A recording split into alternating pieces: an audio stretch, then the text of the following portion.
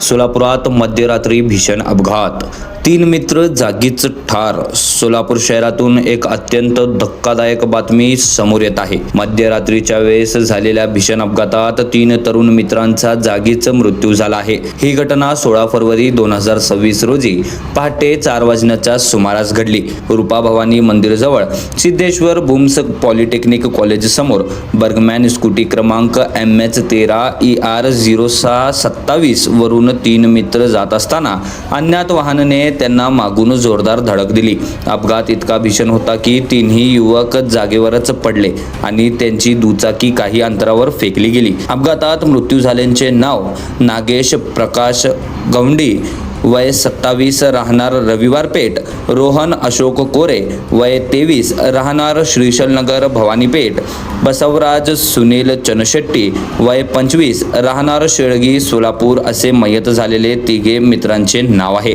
घटनेची माहिती मिळताच जोडभावी पेठ पोलीस ठाण्याचे पोलीस घटनास्थळी दाखल झाले।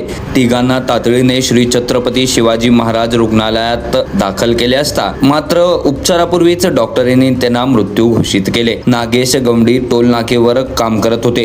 त्यांच्या पश्चात आई, बहीण आणि एक भाऊ आहे। रोहन कोरे फायनान्स क्षेत्रात काम करत होते। त्यांच्या पश्चात आई, वडील, भाऊ आणि एक विवाहित बहीण आहे।